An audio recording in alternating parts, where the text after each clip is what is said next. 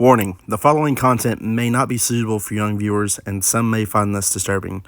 Please be aware, these are trained professionals and nothing should be duplicated or repeated in any way. Viewer discretion is advised.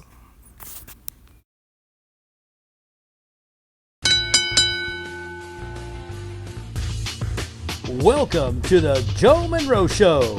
Now, here's your host, Joe Monroe.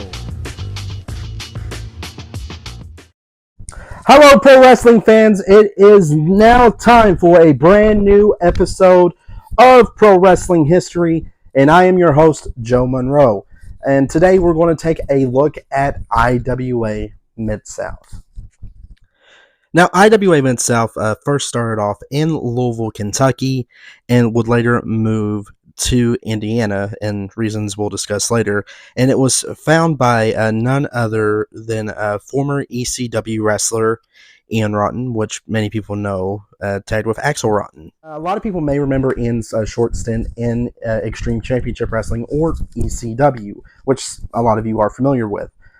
So he started IWA Mid-South shortly after being fired from there, and kind of took their style of wrestling, but turned it up just a little bit more and created what we now know as deathmatch wrestling. A lot of people kind of look down upon it because of their hardcore style of wrestling. Now, what's hardcore style of wrestling for those who are not familiar with it? Well, it looks a little something like this.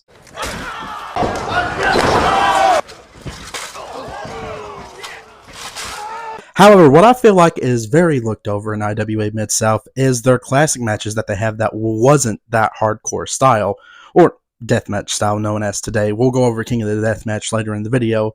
But they had classic wrestlers such as CM Punk and Eddie Guerrero, as well as Colt Cabana, which he had a pretty good feud with CM Punk in IWA Mid-South, as well as Chris Hero, also known as Cassius Ohno from NXT. Some of EW fans might remember Cash Flow actually started out in IWA Mid-South.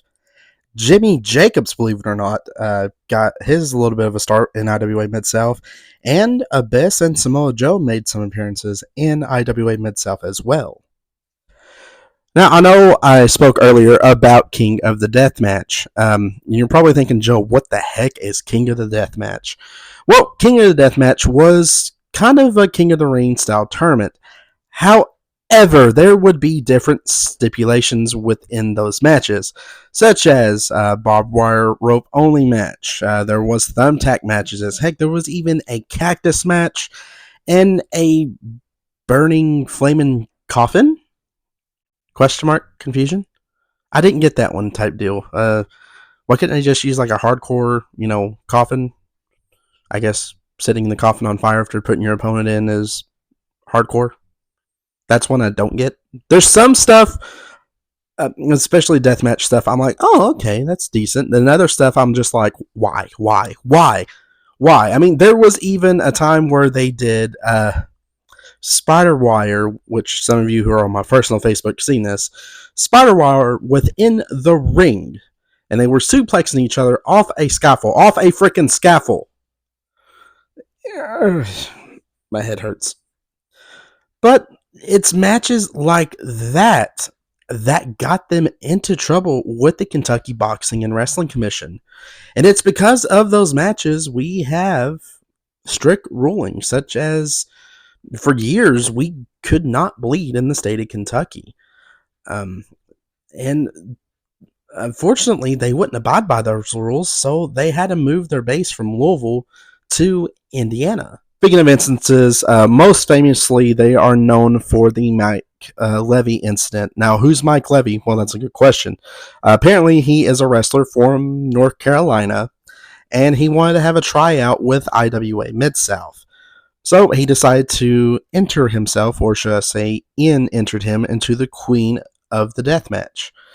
And he went up against Mickey Knuckles, who is very well known still in Indiana, Kentucky, and Tennessee.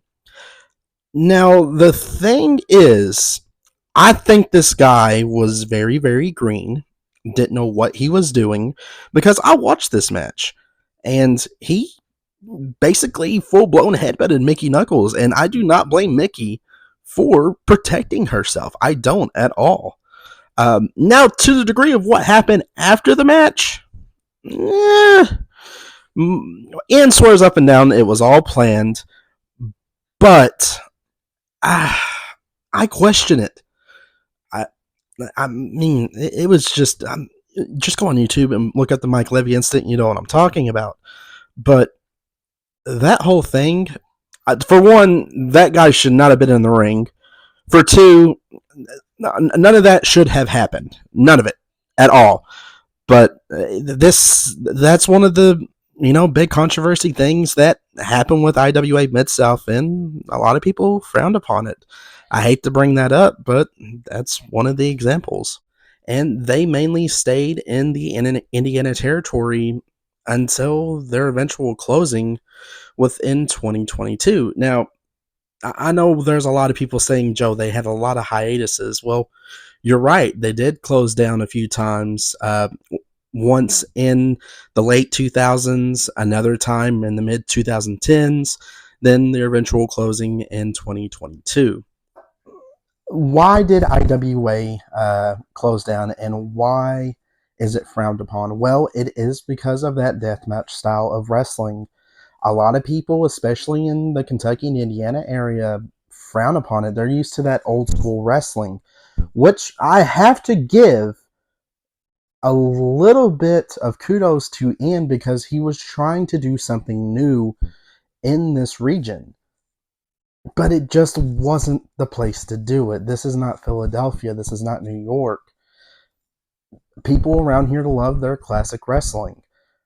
And, there was some classic wrestling matches within IWA Mid-South. Heck, Roland Hard, who we'll talk about on the 24th more, he even did a gimmick where he did Hardcore No More. I personally believe, and I'm not just saying this because he's my cousin, I'm saying this because he had some of his best matches there. There's a triple threat match on YouTube with him, Cashflow, and someone else. I'm sorry, I forget the name. But that was a good little triple threat match. I think if they would have phased out the hardcore style of wrestling, maybe, just maybe, they might still be able to come in Kentucky, or could have stayed in Louisville the whole time. However, I don't think they would have went away from that, because there was those fans that loved the hardcore / deathmatch style of wrestling. And personally, I kind of dig it too. It's different, it's edgier, but there is a point where you do too much. Again, I have nothing but respect for any wrestling fan, whether you like deathmatch style wrestling, Japanese style, lucha libre style, catch can style, or classic Southern style wrestling, which is what I grew up on. If you're a fan of wrestling, you're a fan of professional wrestling. But you have to go with the region. And I think the Kentucky region just wasn't into that deathmatch style of wrestling. Now, if he would have went to Tennessee, maybe, just maybe, he would have done a lot better. But even with the region situation, funding was a major situation. And this is what would evidently make IWA Mid-South close its doors in 2022. They have yet put on another show because he wasn't able to pay his wrestlers. And that evidently closes a lot of promotions down. If you can't pay your talent, then you might as well just close your doors down right now. It doesn't matter if you can pay for the building or not. If you can't pay people to come do the show, then there's no point in doing a show, in my opinion. That's just my opinion. I know there's a lot of people that do it for free because they love to wrestle and all that. But here's my thing. It's one of those quality over quantity type deals. Just because you get a free wrestler doesn't mean it's going to be a good show. I hate to say it like that. But that's evidently what led to their closing in 2022. That was the episode on IWA Mid-South. I try to do it in a good light, as good as it can get. But as I stated earlier, there was a lot of controversy with IWA Mid-South, and a lot of people just frowned upon it because of that hardcore style of wrestling. But me personally, I don't see anything wrong with it. If you're a fan of it, awesome. I mean, I even refed deathmatch style matches, and they were pretty fun. I'm not going to lie. But to follow up with this episode, on February the 24th, we're going to be doing the Rollin' Hard Memorial Podcast Show.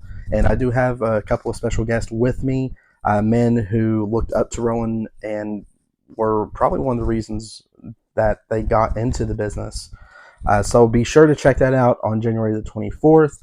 Don't forget this Saturday, Triple Crown Wrestling and Ultimate Championship Wrestling come back to Monticello, Kentucky at the Aspire Center. So be there if you can. And as always, support professional wrestling, and you all have a great night. Stay safe.